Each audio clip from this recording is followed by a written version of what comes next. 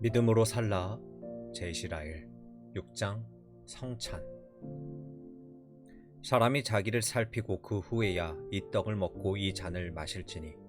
고린도전서 11장 28절 말씀. 이 장의 주제는 성례로서의 성찬식입니다. 성찬상으로 나아가는 일은 너무나 중요합니다. 기독교 신앙과 관련하여 성찬만큼 총체적으로 오해되어 온 부분도 없을 것입니다. 교회사 1800년 동안 성찬과 관련하여 수많은 분유와 논쟁이 있어 왔습니다. 성찬에 대해 오해만큼 교회와 개인에게 큰 해를 끼치는 것도 없습니다. 성찬에 관한 논쟁은 지금까지도 계속되고 있습니다. 유독 성찬과 관련해서는 그리스도인들이 서로 조화를 이룰 가능성이 적어 보입니다. 우리의 평화와 유익을 위해 제정된 규례가 오히려 죄를 틈타게 하고 연합하지 못하게 하는 원인이 되었습니다. 더 이상 이렇게 해서는 안 됩니다. 실천적인 기독교 신앙의 주요 주제 가운데 성찬을 포함한 것에 대해 변명할 생각은 없습니다. 현재 일어나는 분리의 거의 절반이 성찬에 대해 무지나 잘못된 가르침에서 비롯되었습니다. 성찬을 도외시하는 사람이 있는가 하면 성찬을 완전히 잘못 이해하고 있는 사람도 있습니다. 어떤 사람은 성찬을 정하신 주께서 의도하지 않았던 자리까지 성찬을 드높여 우상같이 떠받듭니다. 저의 노력이 이런 현실에 미약하나마 빛을 비추고 사람들의 마음에서 조금이라도 의심의 안개를 걷어줄 수 있다면 저는 그것으로 감사할 따름입니다. 주님이 다시 오실 때까지 성찬을 둘러싼 논쟁이 계속될 것이라고 생각하면 낙심하지 않을 수 없습니다. 하지만 성경의 분명한 진리를 이해함으로써 사람들의 마음을 뒤덮고 있는 성찬에 대한 막연하고 모호한 생각을 걷어낼 수는 있습니다. 이 장에서 성찬과 관련된 4가지 질문에 답하는 방식으로 성찬 예식을 살펴보려고 합니다. 하나, 주의 성찬이 제정된 이유는 무엇인가? 둘, 성찬 참여자는 누구인가? 셋, 성찬을 통한 기대는 무엇인가? 넷, 성찬에 참여하지 않는 이유는 무엇인가? 이 장의 주제를 먼저 분명히 살피고 오늘날 만연한 성찬에 대한 오류들과 이와 관련된 몇 가지 특징에 대해 실제적으로 이해를 해야 합니다. 그렇게 하지 않고서는 이 4가지 질문을 공정하고 정직하게 다루지 못할 것입니다. 저는 여기서 실제적이라는 말을 특별히 강조합니다. 이 책에서 제가 주안점을 두고 있는 바가 바로 실제적인 기독교 신앙을 고무하는 것입니다. 먼저 주의 성찬이 제정된 이유는 무엇입니까? 교회의 교리문답이 이 질문에 대답합니다. 이보다 더 좋은 대답은 없을 것입니다. 그리스도의 죽음과 그분의 죽음을 통해 우리가 받은 은택을 계속해서 기억하도록 성찬이 제정되었습니다. 신자들이 성찬식에서 떡을 대어 받아 먹는 것은 우리 죄를 위해 십자가에 못 박히신 그리스도의 몸을 기억하기 위함입니다. 포도주를 받아 마시는 것은 우리 죄를 위해 십자가에서 흘리신 그리스도의 피를 기억하기 위함입니다. 이 떡을 먹고 잔을 받아 마시는 자는 가장 놀랍고 강력한 방식으로 자신의 영혼을 위해 그리스도께서 얻으신 은택과 이 모든 은택을 얻도록 하는 요체와 전환점이 된 그리스도의 죽음을 떠올리게 되는 것입니다. 지금까지 말한 바가 신약 성경의 가르침에 부합합니까? 부합하지 않다면 이런 생각은 영원히 거부하고 쫓아내야 합니다. 하지만 성경의 가르침에 부합한다면 성찬에 힘써 참여하는 일을 전혀 부끄럽게 여기지 말아야 합니다. 오히려 성찬을 통해 우리의 믿음을 고백하고 그 고백을 굳게 믿으며 다른 이해는 일체 거부해야 합니다. 누가 가르치든 상관없습니다. 성찬과 같은 주제에 대해서는 누구도 스승으로 삼지 말아야 합니다. 위대한 감독이나 잘 배운 목사라고 성찬에 대해 바르게 말할 수 있는 것은 아닙니다. 하나님의 말씀과 다르게 가르친다면 누구의 말이든 믿어서는 안 됩니다. 신약 성경을 보면 성찬이 처음 제정된 기사가 적어도 4번 이상 나옵니다. 마태, 마가, 누가, 바울이 모두 성찬이 처음 제정된 것을 언급합니다. 우리 주께서 성찬과 관련하여 하신 일들을 공통적으로 기록하고 있습니다. 이들 가운데 2 저자만이 주님의 성찬을 제정하신 이유와 제자들이 떡을 떼고 잔을 마신 이유를 언급합니다. 사도 바울과 누구든 둘 다 너희가 이를 행하여 나를 기념하라는 주님의 말씀을 적고 있습니다. 여기에 사도 바울은 자신이 영감받은 해석을 덧붙입니다. 너희가 이 떡을 먹으며 이 잔을 마실 때마다 주의 죽으심을 그가 오실 때까지 전하는 것이니라. 누가복음 22장 19절, 고린도전서 11장 25절에서 26절. 성경이 이렇게 분명히 말씀하는데 왜 사람들은 이 말씀으로 만족하지 못합니까? 신약 성경에 이렇게 단순 명료하게 기록된 주제를 우리는 왜 신비롭게 만들고 혼미하게 한단 말입니까? 그리스도의 죽으심을 계속해서 기억하는 것이 성찬을 제정하신 하나의 중요한 목적이었습니다. 여기에 무엇을 덧붙여 말하는 것은 하나님의 말씀에 무엇을 더하는 것입니다. 이런 영혼은 더 큰 책임을 피하지 못할 것입니다. 우리 주께서 고작 자신의 죽음을 기억하는 것과 같은 단순한 일을 위해 이런 규례를 정하셨다고 생각하는 것이 타당합니까? 물론입니다. 그리스도께서 이 땅에서 하신 일들 가운데 그분의 죽음만큼 중요한 것은 없기 때문입니다. 그리스도의 죽음은 이 땅의 기초가 서기 전부터 하나님께서 언약으로 정하신 바로 사람들의 죄를 속하는 위대한 속전이었습니다. 그리스도의 죽음은 인간이 타락한 이후로 들어진 모든 희생 제사가 끊임없이 상징해 온 바로 놀라운 권세와 능력을 가진 위대한 대속의 죽음이었습니다. 이 위대한 목적을 위해 메시아가 세상에 오신 것입니다. 하나님과의 화해와 용서를 바라는 모든 사람의 소망의 토대와 초석이었습니다. 그리스도께서 우리 대신에 우리 죄를 위해 죽으신 일이 없었다면 그리스도의 상과 가르침, 예언, 이 적은 모두 헛것이 되었을 것입니다. 그분의 죽음이 그분의 모든 지상 사역에 관을 씌운 것입니다. 그분의 죽음은 곧 우리의 생명이었습니다. 그분의 죽음은 하나님께 진 죄의 빛을 청산하는 것이었습니다.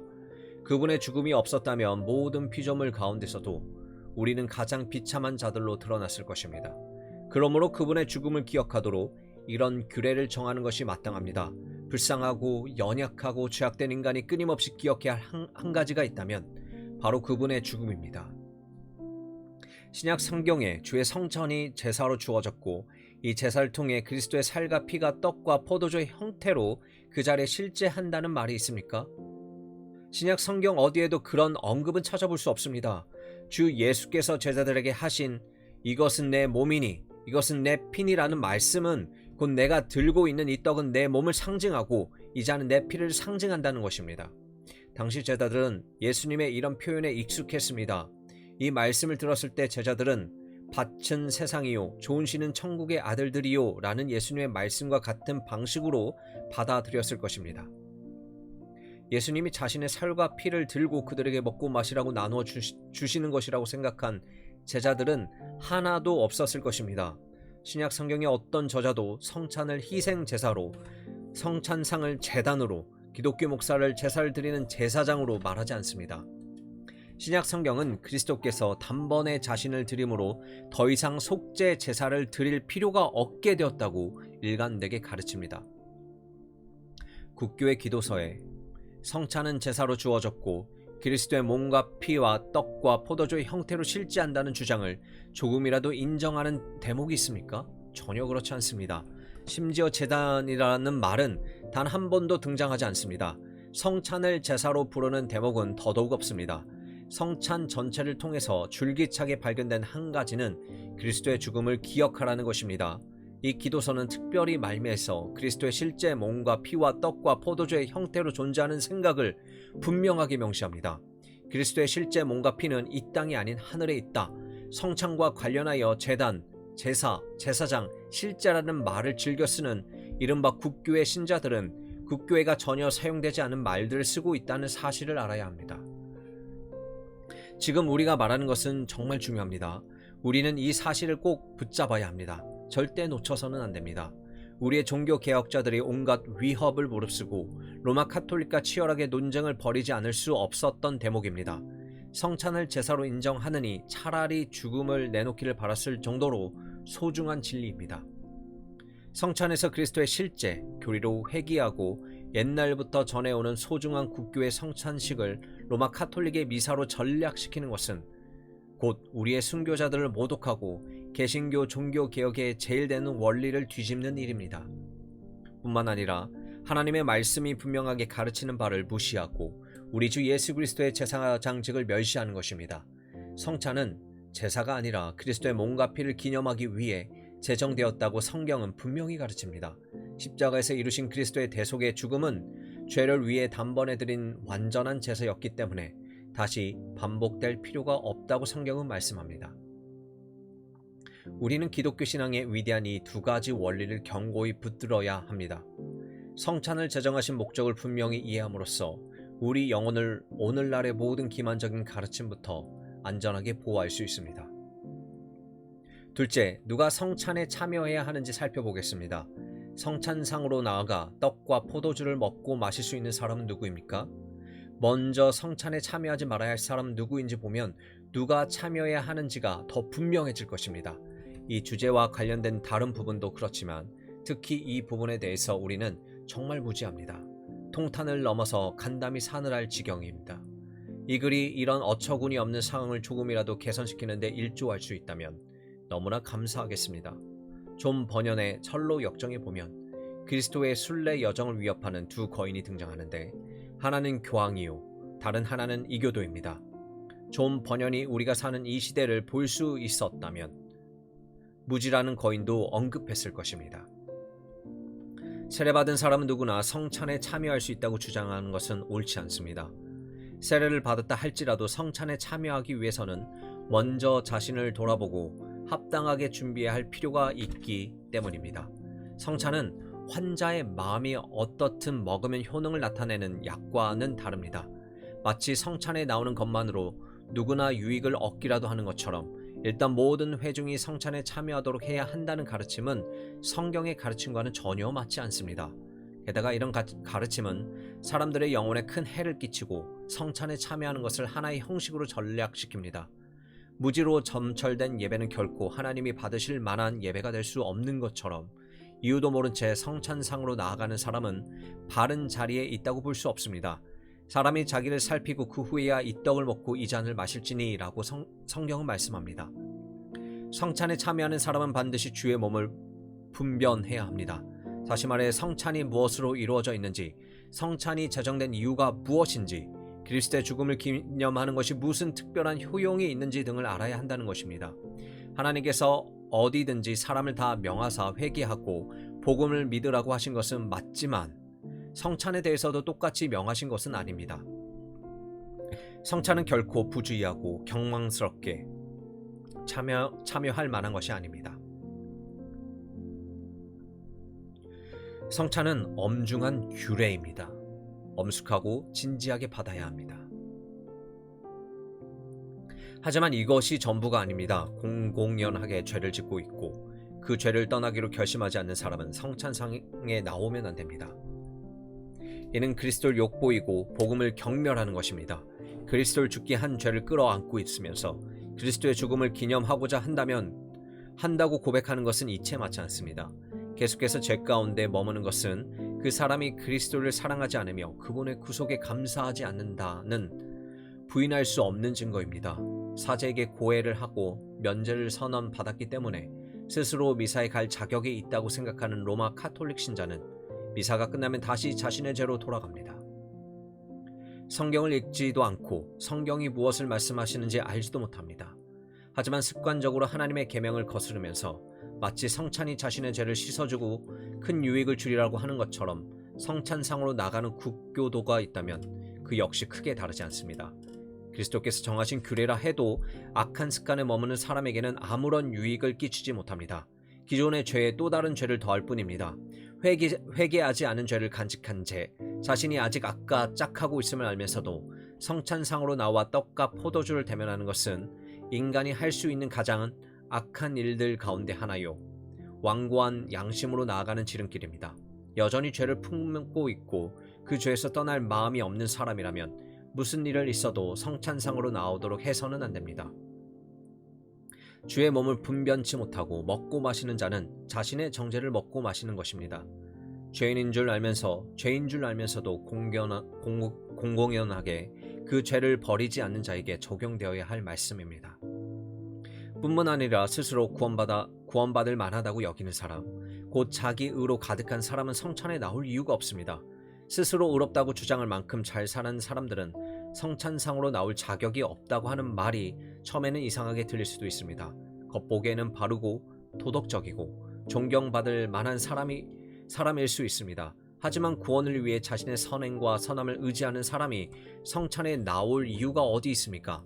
성찬상으로 나아가면서 우리가 하는 일이 무엇입니까? 성찬 자리가 어떤 자리입니까? 자신은 전혀 의롭지도 선하지도 않다고 공적으로 고백하는 자리가 아닙니까? 우리 스스로는 아무런 가치도 없고 오직 그리스도 안에만 모든 소망이 있다고 고백하는 자리가 아닙니까? 자기는 죄인이라고, 죄로 가득한 부패한 사람이라고, 본질상 하나님의 진노와 정죄에 합당한 사람이라고 고백하는 자리가 아닙니까? 자신의 공로가 아닌 그리스도의 공로를 힘입고 자신의 의가 아닌 그리스도의 의를 힘입어 하나님의 용납하심을 바라는 자리가 아닙니까? 자기 의를 주장하는 사람에게는 이런 규례가 필요 없습니다. 그런 사람에게는 이런 규례가 아무것도 아닙니다. 어쨌든 한 가지 분명한 점은 스스로를 의롭게 생각하는 사람은 교회 성찬상으로 나올 이유가 없다는 사실입니다. 교회 성찬에 참여한다는 것은 곧 자신의 의가 아닌 하나님의 무한하고 큰 긍휼을 힘입어 그 자리로 나온다고 선언하는 것입니다. 우리는 주님의 상 밑에 떨어진 부스러기에도 합당치 않은 자들입니다 라고 고백하는 자리입니다. 이 자리에 나옴으로 우리의 죄를 떠올릴 수밖에 없는 것이 버겁고 힘들지만 죄짐을 지고 사는 것은 더욱 견딜 수 없습니다 라고 고백하는 자리입니다. 스스로를 괜찮은 사람으로 생각하는 사람이 어떻게 성찬상으로 나와 이런 고백들을 할 수 있는지 저로서는 이해가 되지 않습니다. 이는 그리스도인이라 자처하는 많은 사람들이 이 위대한 성례가 제정된 참된 뜻과 의미를 알지 못한 채 형식적으로만 참여하고 있음을 보여주는 증거입니다. 분명한 점은 주의 성찬은 죽은 영혼이 아닌 살아있는 영혼을 위한 예식이라는 사실입니다. 부주의한 자, 무지한 자, 고의로 죄 가운데 머무는 자, 스스로를 의롭게 여기는 자가 성찬상으로 나오는 것은 왕의 잔치상에 시체를 꾸며다 앉혀놓은 것만큼이나 맞지 않는 일입니다. 신령한 잔치를 누리기 위해서는 신령한 마음은 물론 신령한 것을 구하는 미각과 욕구가 있어야 합니다. 그리스도께서 정한 규례가 불경건한 사람에게도 유익을 줄 것이라는 생각은 시체 입에 떡과 포도주를 넣어주면서 그렇게 생각하는 것만큼이나 어리석습니다. 부주의한 자, 무주의한 자, 무지한 자, 고의로 죄 가운데 머무는 자는 계속해서 그 상태에 머물기를 고집하는 한 성찬에 전혀 합당하지 않습니다.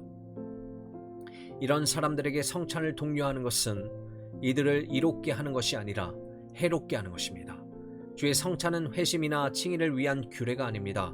회심하지 않고 죄를 용서받는 사람은 성찬을 통해 아무런 유익도 누리지 못합니다. 성찬에 참여해서는 안 되는 사람이 누구인지를 살펴보았습니다. 하지만 여전히 대답을 기다리는 질문이 있습니다. 성찬에 참여해야 하는 사람은 누구입니까? 교회의 교리문답이 이 물음에 답을 줍니다. 먼저 교리문답은 이렇게 묻습니다. 주의 성찬으로 나오는 사람에게 요구되는 것은 무엇입니까? 그런 다음 이전의 죄를 진실로 회개하고 새로운 삶을 살기로 굳게 결심하는지, 그리스도의 죽음을 감사함으로 기억하고 그리스도를 통해 주시는 하나님의 궁유를 믿는 삶 믿음이 있는지를 돌아보아야 한다고 합니다. 한마디로 성찬으로 나오는 사람은 세 가지 분명한 표지, 회개, 믿음, 사랑, 이 모두가 있어야 한다고 말합니다. 진실로 죄에서 돌이키고 그 죄를 미워합니까? 예수 그리스도를 구원의 유일한 소망으로 의지합니까? 다른 사람을 사랑합니까? 이 세 가지 질문에 예, 그렇습니다 라고 대답할 수 있는 사람은 성경이 말씀하는 대로 성찬에 나오기에 합당합니다. 이런 사람은 담대하게 성찬으로 나오십시오. 이런 사람을 막을 것은 아무것도 없습니다. 성경이 말씀하는 대로 성찬을 위해 준비된 사람입니다. 그 사람은 확신을 가지고 나갈 수 있습니다. 틀림없이 성찬의 위대한 주인이 기쁨으로 맞아주실 것입니다. 회개가 매우 불완전할 수 있습니다. 걱정하지 마십시오. 그리스도를 믿는 믿음이 연약할 수 있습니다. 걱정하지 마십시오. 참된 믿음입니까? 단돈 1페니짜리 동전이라도 여왕의 형상이 새겨진 진짜 돈이라면 일상에서 통용되는데 아무런 문제가 없습니다. 이웃 사랑이 많이 부족할 수 있습니다. 걱정하지 마십시오. 참된 사랑이 맞습니까? 기독교 신앙은 은혜를 얼마나 많이 받아 누리는지가 아닌 참된 은혜를 누리고 있는지로 판단합니다. 그리스도께서 나누시는 떡과 잔을 처음으로 받아든 12명의 참여자는 당시에 연약하고 보잘것없었습니다. 믿음도 지식도 담력도 인내도 사랑도 모두 부족했습니다. 그럼에도 그들 가운데 11명은 아무런 문제 없이 성찬의 은혜를 누렸습니다. 모든 허물과 연약함에도 불구하고 이들은 모두 참되고 진실한 신자였기 때문이었습니다. 이 중요한 원리를 잊지 않도록 가슴에 깊이 새기십시오. 하나님께로 돌이키고 주 예수 그리스도를 믿으며 실제로 이웃을 사랑하는 사람이면 성찬으로 나가는데 문제 될 것이 전혀 없습니다. 여러분이 이런 사람입니까? 그렇다면 성찬으로 나갈 수 있습니다. 나아가 떡과 포도주를 취하고 위로를 얻으십시오. 감히 이보다 기준을 더 낮출 마음은 전혀 없습니다. 부주의하고 무지하며 자기의에 빠진 사람들을 성찬으로 나아가도록 독려할 수는 없습니다. 물론 이보다 기준을 더 높이지도 않을 것입니다. 이런 기준에 완전하게 충족될 때까지 성찬에 나오지 못하도록 사람을 돌려보내지 않을 것입니다. 천사와 같이 오염되지 않은 마음이 되도록 기다리라고 하지 않을 것입니다. 우리 주님과 사도를 모두가 그렇게 하지 않으셨기 때문입니다. 자신의 죄를 절감하고 그리스도를 의지하며 거룩하기 위해 분투하는 사람이 있다면 주님의 이름으로 환영한다고 합니다.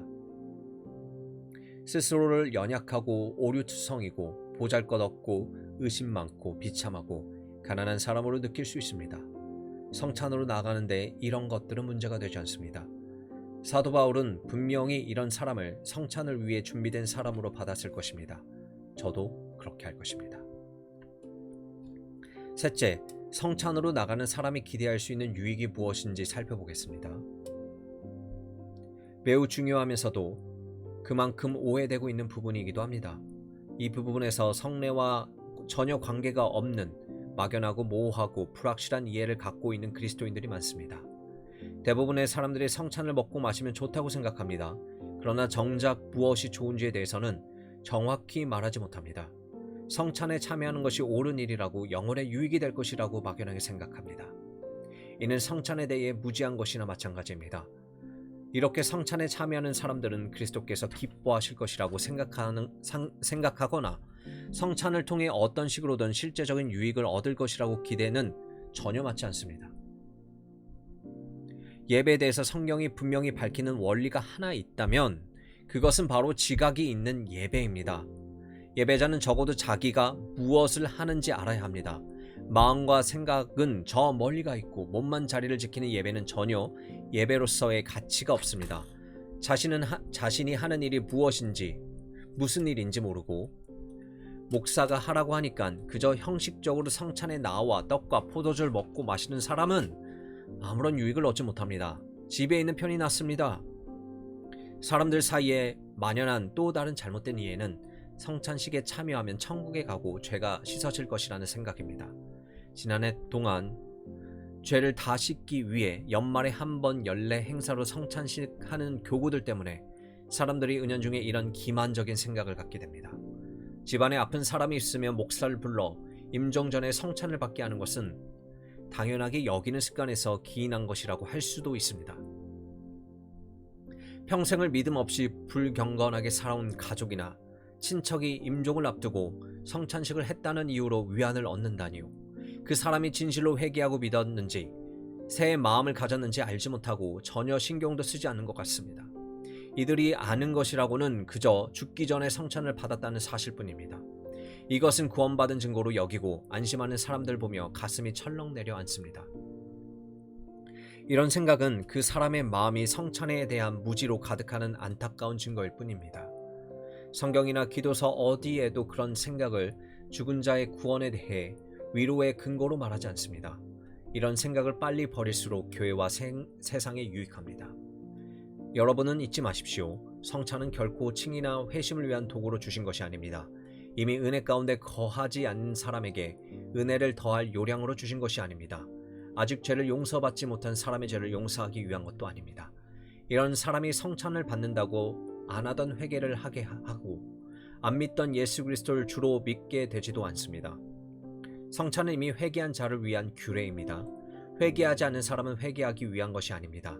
믿는 자를 위한 규례이지 믿지 않는 자를 위한 규례가 아닙니다. 회심한 자를 위한 규례이지 돌이키지 않는 자를 위한 규례가 아닙니다. 앞서간 많은 사람들 덕분에 잘 닦여진 믿음과 회개라는 길로 자기를 거부하고 천국에 가는 지름길이라도 되는 양 성찬을 받는 사람은 스스로 속은 것을 발견하게 될 것입니다. 그 대가를 치를 날이 올 것입니다. 성찬은 이미 얻은 은혜를 더 깊이 누리기 위한 규례입니다. 은혜를 받지 못한 사람에게 은혜를 나눠주기 위한 규례가 아닙니다. 은혜를 받지 못한 사람에게 은혜를 나눠주기 위한 규례가 아닙니다. 성찬에 참여한다고 하나님과 원수된 사람이 하나님과 화목하게 되는 것도 아닙니다. 의롭게 되거나 돌이키게 되지도 않습니다. 진실한 마음으로 성찬에 참여하는 신자가 주의 성찬으로부터 기대할 수 있는 유익을 교회 교리 문답이 간명하게 잘 표현해 주고 있습니다.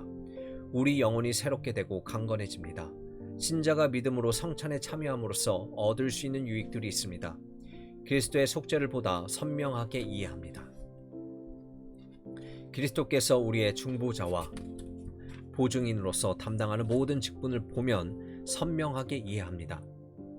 그리스도께서 십자가에서 대신 죽으심으로써 우리를 위해 완전한 구속을 이루셨음을 보다 선명하게 깨닫습니다. 그리스도 안에서 우리가 하나님께 완전히 받아들여지고 용납되었음을 더 잘 이해하게 됩니다. 죄를 깊이 회개할 이유를 새롭게 발견합니다. 분명한 믿음으로 살아가야 할 이유를 새롭게 발견합니다. 바른 마음으로 떡과 포도주를 먹고 마시는 사람은 그리스도와의 더욱 친밀한 교제로 이끌립니다. 그분을 더 알고 이해하고 싶어집니다. 주의 성찬을 바르게 받음으로써 영혼이 겸손해집니다. 그리스도의 살과 피를 상징하는 떡과 포도주를 대면함으로써 우리의 죄가 얼마나 크면 하나님의 아들의 죽음만이 이 죄를 속하고 우리를 죄책으로부터 구속할 수 있단 말인가 하는 생각을 하지 않을 수 없기 때문입니다. 성찬상으로 나와 무릎을 꿇을 때만큼 우리는 겸손으로 옷 입어야 할 때도 없을 것입니다. 바르게 참여한 성찬은 영혼을 소송하게 합니다. 떡이 쪼개지고 포도주가 부어지는 행위를 통해 그리스도의 살과 피로 이룬 우리의 구원이 얼마나 완전하고 온전한 것인지를 생각하게 됩니다. 떡과 장 같은 생생한 상징을 통해 우리의 구속을 위해 얼마나 큰 값이 치러졌는지를 깨닫습니다. 우리가 진 죄의 빛을 모두 갖고도 남을 만큼 충분한 대가가 치러졌다는 사실을 깨닫고 그리스도를 믿으며 아무것도 두려워할 것이 없다는 위대한 진리를 확신하게 됩니다. 그리스도의 보혈은 우리를 향한 모든 곳에 대한 대답입니다. 하나님은 그분 자신도 의로우시며 또한 예수 믿는 자를 의롭다 하시는 분입니다. 주의 성찬을 바르게 받으면 영혼이 거룩해집니다. 성찬의 떡과 포도주를 통해 우리가 얼마나 주님께 큰 감사를 돌려드려야 하는지를 깨닫습니다. 우리를 위해 죽으신 분을 위해 살아야 할 이유가 분명해집니다. 마치 그리스도께서 너를 위해 하신 일을 생각해 보아라. 내가 무엇을 한들 그리스도를 위해 대단한 일이 한 것이 되겠느냐 자문해 보라 라고 하는 것 같습니다. 중심으로 받는 주의 성찬은 신자로 절제하게 합니다. 성찬상으로 나갈 때마다 신자는 그리스도인이 된다는 것이 얼마나 엄중한 일인지 떠올립니다.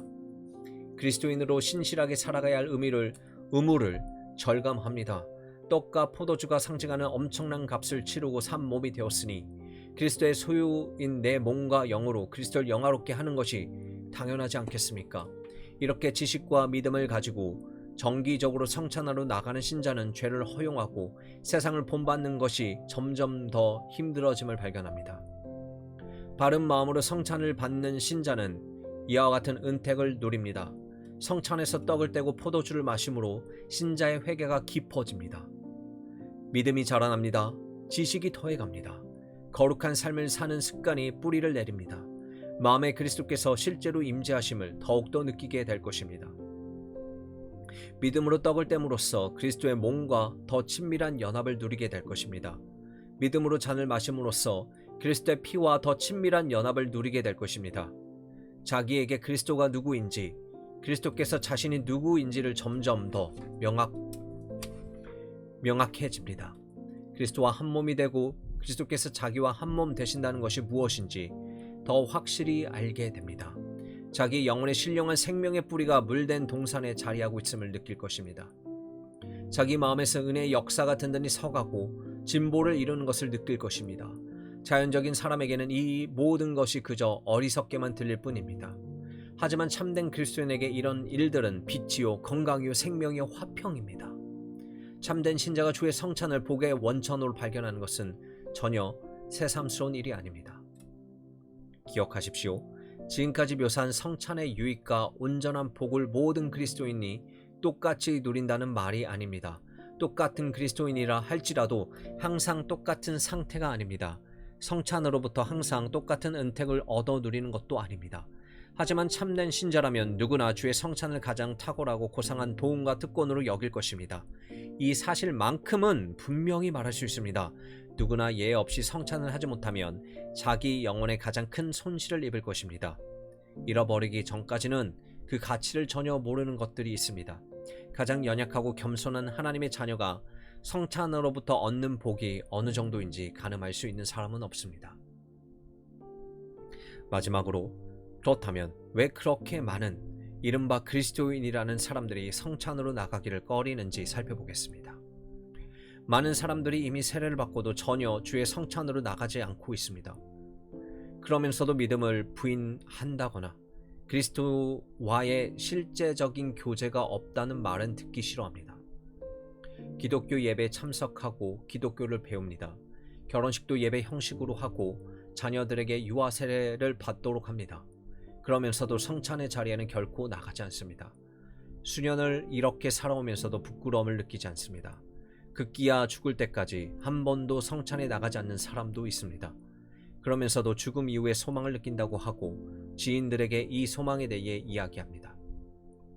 하지만 이런 사람들은 분명한 그리스도의 명령을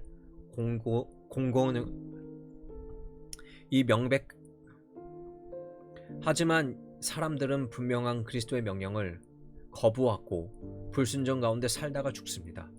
이는 명백한 사실입니다. 주변을 보십시오. 제 말이 틀렸습니까? 모든 영국 교회 회중마다 성찬에 참여하는 사람들이 다수를 이루어야 합니다. 성찬에 참여하는 사람들이 소수를 이루는 회중이 되어서는 안 됩니다. 왜 그렇습니까? 왜 그래야만 합니까? 우리 주 예수 그리스도께서 제자들에게 하신 명령을 보십시오. 오해할 수 없을 만큼 분명하고 명백합니다. 그들 모두에게 먹고 마시라. 이것을 행하여 나를 기념하라고 말씀하십니다. 그분의 명령을 받들지 안 받들지 우리가 결정하도록 하셨습니까? 그것은 기념하고 안 하고는 제자들이 각자가 알아서 판단할 몫이고 예수님은 성찬을 제정하기만 하신 것입니까? 전혀 그렇지 않습니다. 말도 안 되는 생각입니다. 사도시대에는 예수님의 명령을 이렇게 생각할 수 없었습니다. 상상도 할 수 없는 일이었습니다. 사도 바울 역시 그리스도인은 당연히 성찬에 참여하는 것으로 여깁니다. 그리스도인이라 하면서 성찬에 나오지 않는 것은 바울에게는 너무나 생소한 일이었습니다. 바울은 그런 것을 생각해 본 적이 없습니다. 그렇다면 오늘날 성찬 주일마다 성찬식에 참여하지 않고 당당하게 유의 예배당 문을 걸어 나가는 많은 사람들에 대해 무엇이라고 말해야 합니까? 이것이 도대체 무슨 일입니까? 이들은 도대체 왜 이렇게 하는 것입니까? 이것이 무엇을 뜻합니까? 이런 질문을 하나씩 살펴가며 답을 찾아보도록 하겠습니다. 첫째, 무엇보다도 이런 사람들을 믿는다면 이런 사람들은 믿는다고 하지만 신앙에는 전혀 무관심하고 부주의할 뿐이 아니라 기독교 신앙의 첫째 되는 원리조차 모르는 사람들입니다. 다른 사람들이 교회를 다니니까 덩달아 다닙니다. 하지만 교회에서 하는 일에 대해서는 전혀 관심도 없고 알지도 못합니다. 마음으로나 머리로나 양심으로나 의지로나 지각으로 그리스도를 전혀 믿지 않습니다. 베스도나 갈리오와 같이 기독교 신앙을 언어와 명칭의 문제 정도로 치부하는 사람들입니다. 바울 당시에는 교회에 이런 사람들이 없었습니다. 설령 있더라도 그 수는 아주 미미했을 것입니다. 하지만 지금과 같은 말세에는 이런 사람들이 상당히 많습니다. 이들은 교회에 부담과 수치를 남깁니다. 이들에게는 빛과 지식, 은혜, 새로워진 양심, 변화된 마음이 필요합니다. 지금의 상태로는 그리스도께 받을 분깃이 없습니다. 소망이 없습니다. 이대로 죽는다면 천국에 가지 못할 자들입니다. 이런 사람들이 성찬에 나오기를 바라야 합니까? 그렇지 않습니다. 이들이 회심하기 전까지는 아닙니다. 회심하지 않는 사람은 결코 하나님 나라에 들어가지 못합니다. 다음으로 자신이 습관적으로 죄를 짓고 그리스도인이 해야 할 의무를 고의로 거스르고 있다는 것을 알기 때문에 그리스도인이라 자처하면서도 성찬은 꺼리는 것입니다. 그런 상태로 계속 살면서 죄와 결별하지 않는 한 자신은 주의 성찬에 합당하지 않다는 사실을 이들의 양심은 압니다. 적어도 이 부분에서 많은 상당히 옳은 생각을 하고 있습니다. 죄인인 줄 알면서도 죄를 버리지 못하는 사람은 성찬으로 나오지 말기를 바랍니다. 이런 사람들에게 경고합니다. 지금 주의 성찬에 합당하지 않다면 아직 죽을 준비가 안 된 사람들입니다. 이 상태로 죽는다면 영원히 잃어버린 자로 드러날 것이기 때문입니다. 성찬에 합당하지 않는 자는 천국에도 합당하지 않습니다. 이런 사람들이 성찬으로 나오기를 제가 바라겠습니까? 물론 아닙니다. 오히려 하루라도 빨리 회개하고 돌이키기를 바랍니다. 악을 그치고 죄를 떠나기를 바랍니다. 절대 잊지 마십시오. 성찬을 위해 준비되지 않는 이대로라면 천국에도 합당치 않습니다. 셋째, 성찬에 가면 책임과 부담만 더 커질 것이라는 생각에 성찬으로 나가지 않습니다. 앞서 언급한 많은 사람들과 달리 이들은 신앙에 대해 무지하지도 부주의하지도 않습니다. 심지어 복음 설교를 듣는 것과 같은 은혜 방편에도 정기적으로 참여합니다. 그러면서도 성찬으로 나아가 신앙을 고백하는 것이 두렵다고 합니다. 성찬만 받고 결국 믿음에 떨어져 나가게 될까봐, 기독교 신앙을 욕되게 할까봐 겁을 냅니다. 그럴 바에는 차라리 열심으로 신앙생활을 하는 것보다 얌전히 있는 것이 지혜로운 길이라고 생각합니다. 이런 사람들은 성찬을 회피함으로써 다른 책임을 면하려고 하다가 결국 더 엄중하고 영혼을 해롭게 하는 일들에 직면하게 될 것입니다. 이 사실을 반드시 기억해야 합니다. 그리스도의 계명을 거스른 것에 대한 책임을 져야 할 것입니다. 이들은 자신들의 주께서 계속해서 제자들에게 명하셨던 일들, 사람들 앞에서 그분을 고백하는 것을 회피한 책임을 지게 될 것입니다. 성찬으로 나아가 떡을 떼고 포도주를 마시는 일은 엄중한 발걸음을 내딛는 일입니다. 이 발걸음을 가볍게 여기고 자기를 살피지 않은 채 부주의하게 성찬으로 나와도 될 사람은 아무도 없습니다. 하지만 누가 무슨 목적으로 우리를 성찬으로 부르시는지를 생각해보면 성찬을 거부하고 나가는 것 역시 못지않게 심각한 일입니다. 이런 사람들은 지금 자신이 무슨 짓을 하고 있는지 잘 생각해야 합니다. 그리스도의 명백한 계명을 무시하는 것이 안전하고 분별 있고 지혜로운 행동 지침이라고 여기며 스스로를 기만하지 말아야 합니다. 그들은 결국 그 대가로 자신의 죄만 더하고 여기에 담긴 긍휼을 저버렸음을 발견하게 될 것입니다.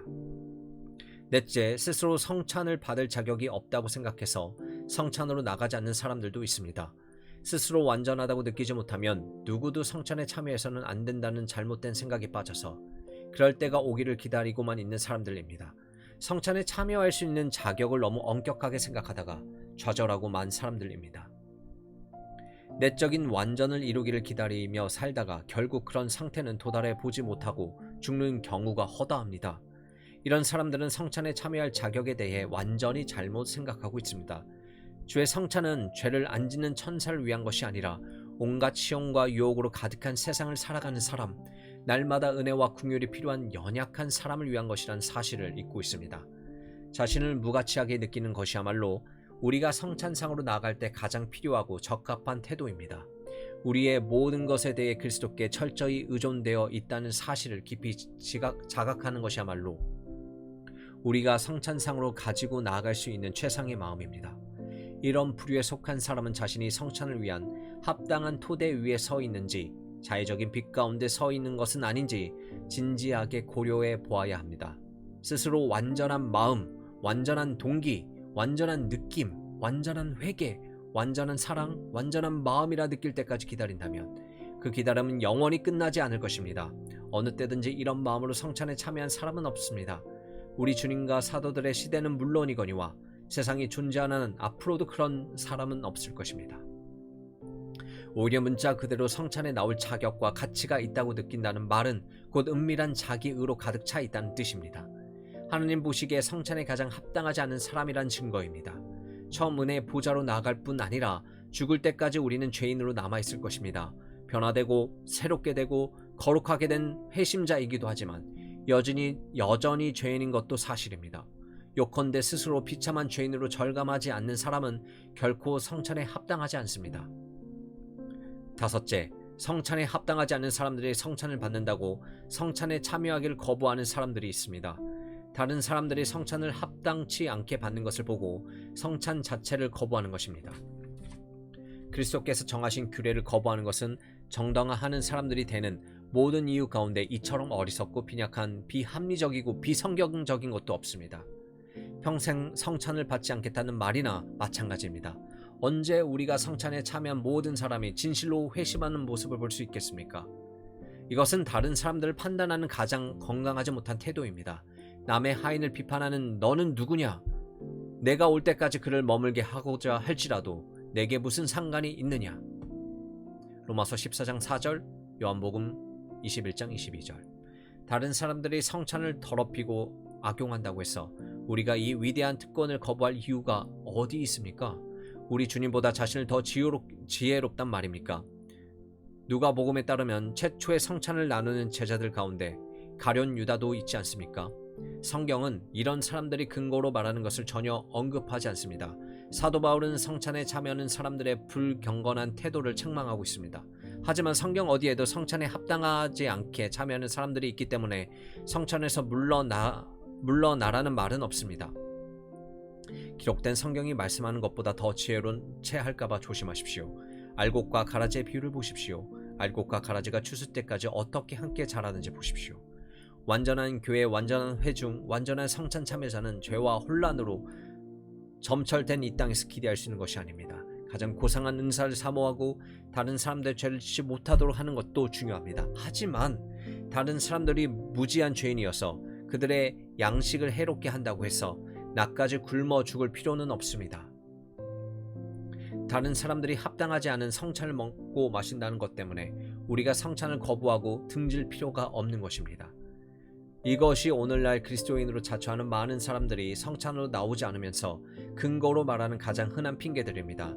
한 가지 덧붙이고 싶은 것이 성찬에 나오기를 거부하는 이 5가지 이유들 가운데 그럴듯한 것이 하나도 없을 뿐더러 그런 핑계를 대는 사람들을 정죄에 이르게 하지 않을 것도 없습니다. 이런 사실을 부인하는 사람들에게 도전합니다. 저는 성찬을 위해 합당하게 준비되지 않는 어느 누구도 성찬에 참여하는 것을 원치 않습니다. 하지만 성찬에 참여하지 않는 사람들에게 말합니다. 위에서 말한 성찬에 참여하지 않는 이유들 때문에 실제로 정죄에 이를 것입니다. 성찬 참여자에 대한 무지와 죄 성찬에 대한 무지로 하나님 앞에 정죄를 받거나 바른 삶을 살지 않아 죽기조차 합당하지 않는 것 때문에 정죄를 받을 것입니다. 요컨대 자신은 성찬에 참여하지 않는다고 말하는 것은 곧 다음 3가지 가운데 한 가지를 말하는 것이라고 보면 됩니다. 계속 죄를 지으며 살 것이기 때문에 성찬으로 나갈 수 없다. 그리스도의 명령이라는 것을 알지만 따르지 않겠다. 주의 성찬이 무엇인지 말하는지 사실 나는 잘 모르겠다. 여러분이 어떤 마음으로 이 대목을 이해할지, 성찬에 대해 어떤 생각을 가지고 있을지 저는 모릅니다.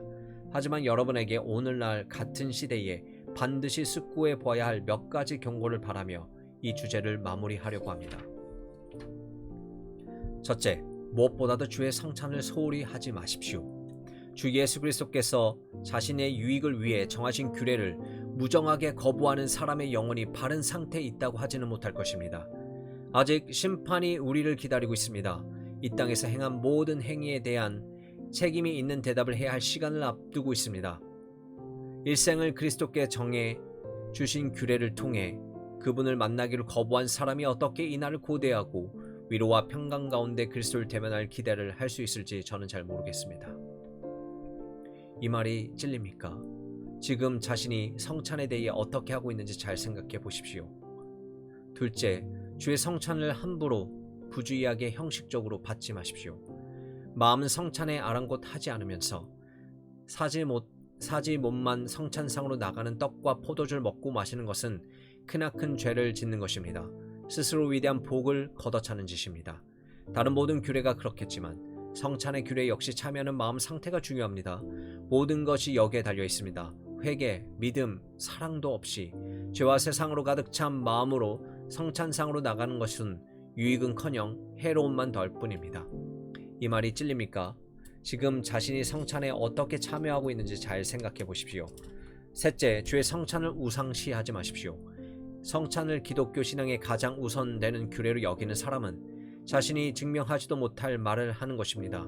신약 대부분의 책에서 성찬은 심지어 언급조차 되지 않습니다.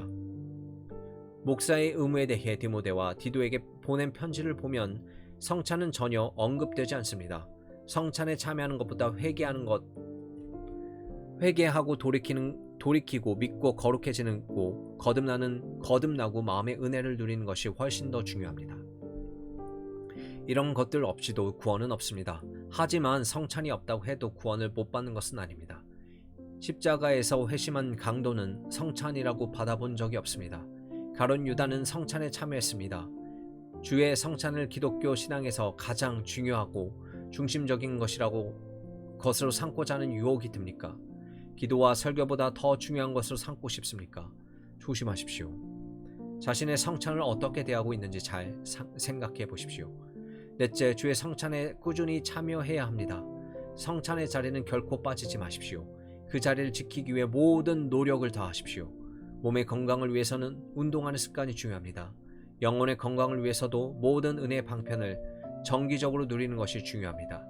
주의 성찬에 참여하는 것을 번거롭게 느끼는 사람은 지금 자신의 상태가 바른지, 성찬이라고 하는 혼인잔치에 갈 준비가 됐는지, 어린 양의 성찬에 갈 준비가 됐는지 점검해 보아야 합니다.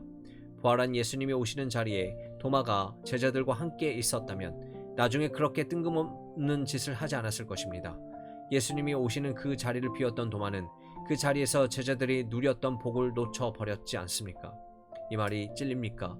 여러분이 성찬을 어떻게 대하는지 주의하십시오. 다섯째, 성찬 때 하는 고백에 손상을 가져올 일이 무엇이나 하지 말아야 합니다. 성찬에 참여한 즉시로 죄를 당해 달려가는 사람은 그 어떤 죄인보다 더 큰 죄를 짓는 것이 분명합니다. 마귀의 가르침은 온몸으로 설파하는 사람입니다. 주님의 원수들이 그리스도를 모독할 빌미를 제공하는 사람들입니다. 사람들이 그리스도께 오는 것을 가로막는 사람들입니다. 거짓말하고 방탕하고 음란하고 부정하고 정욕에 사로잡힌 죄, 성찬에 참여하는 자는 마귀를 돕는 자요 가장 나쁜 복음의 원수로 행하는 것입니다.